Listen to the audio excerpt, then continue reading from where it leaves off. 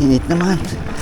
May umaga. After Drew and his friends went mountain biking, they stopped by the city of Baguio to buy food supplies, then headed to Ampucao to trek Mount Ulap. If you have not seen the part 1 of this video, click on the link in the description. Don't forget to subscribe if you haven't already. Let's continue this adventure. The adventure Titos arrived at Brgy, Ampucao at around 6:30 p.m. They had to register, then get a guide, since trekking without guides is not allowed here. Bicycles are not allowed in Mount Ulap. The Titos left their mountain bikes at the municipal hall, bringing only camp gear, hydration, food and valuables. The guide, named Clifford, suggested that it is easier to go to the campsite if they start on the other end of the trail. That is Santa Fe, which usually is the exit. It was very cold at night, as the elevation gets higher. It took them 3 hours, including rest, to reach the campsite. The ascent and cold weather was truly punishing, but the reward truly priceless. The night sky, stars and full moon made it all worth the effort.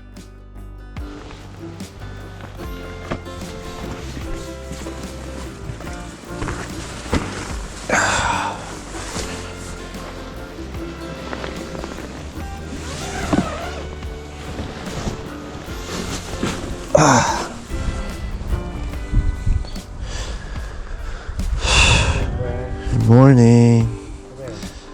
Yeah.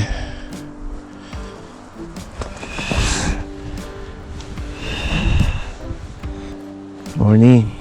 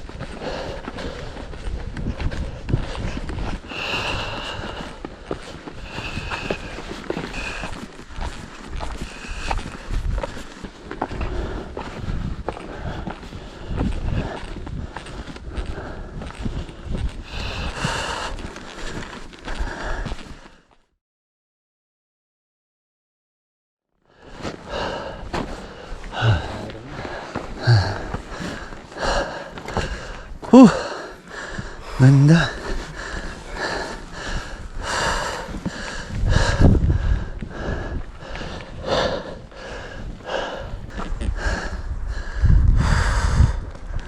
Ganda oh, sea of clouds doon sa malayo eh.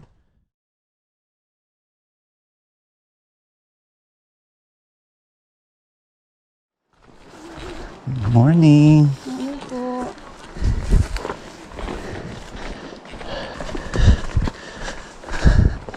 Morning po. Morning po. Good morning. Good morning.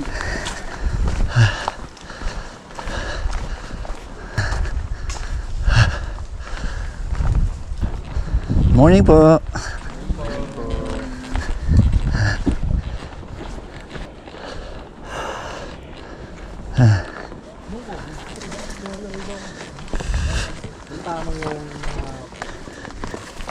Natuwa pa sila. Parang naging blessing pa sa amin yung pandemic experience.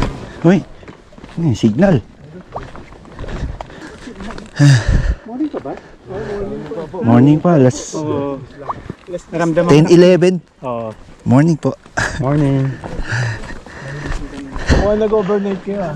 Opo, reverse kami.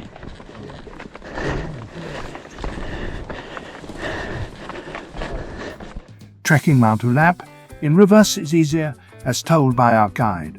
You will go up and down several hills. It's not an easy walk in the park.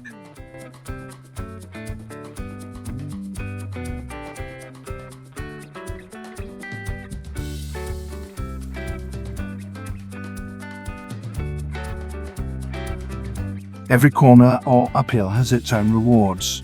Beautiful sceneries like this are abundant around the whole route. Truly magnificent.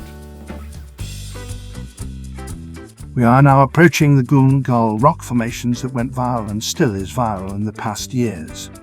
An Instagrammable natural photo war.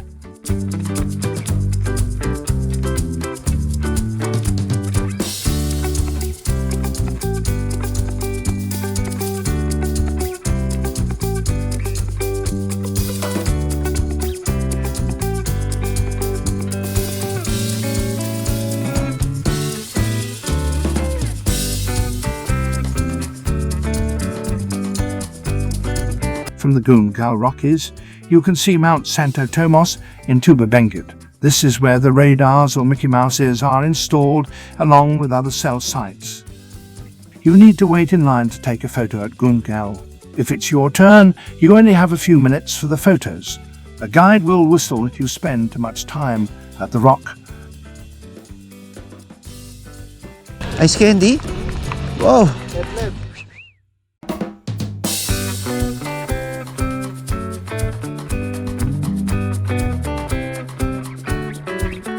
There are lots of single-track trails that are enough for a single file of people, so you would have to give way sometimes and vice versa.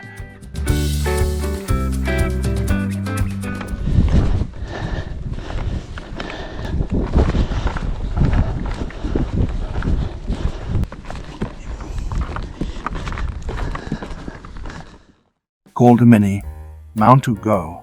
Mount Ulap Eco Trail in Itagan, Benguet, is the perfect day hike from Baguio City, only 40 minutes away from Burnham Park.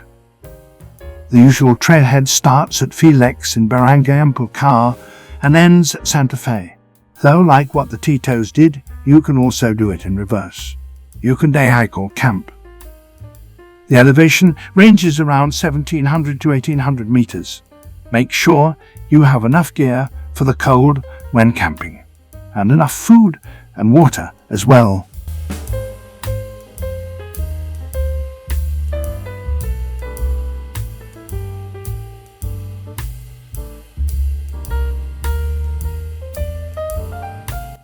Respect the locals. Sila muna. Traffic sa trail. Ang dami.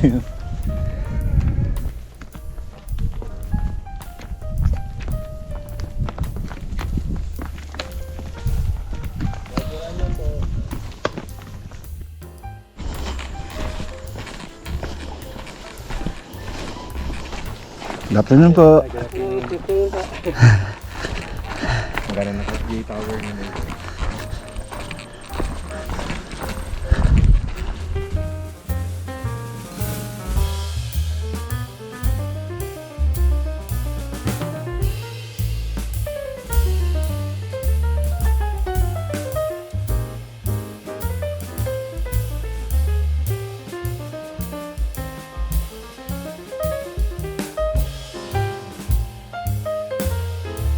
We are near the end of this adventure, but it still rewards us of a final stunning view of the valley. For a day hike, it would take 5 to 7 hours long, including rest for a full traverse.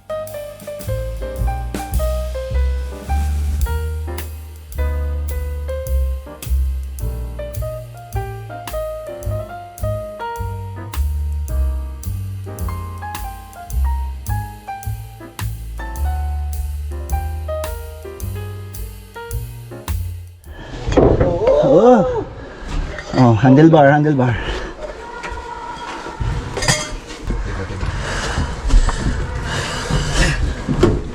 Yan, labas mo ulit lahat.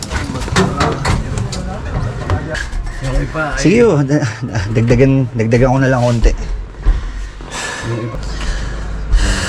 Next.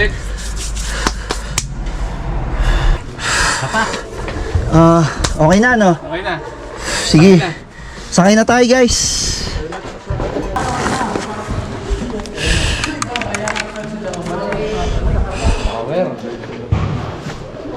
Palagay na lang to niyan.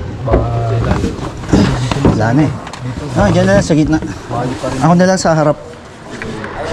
These Titos decided not to bike back to Baguio to avoid delays for a scheduled bus trip back to Manila. Man, salamat ah. Next time. Next time ulit.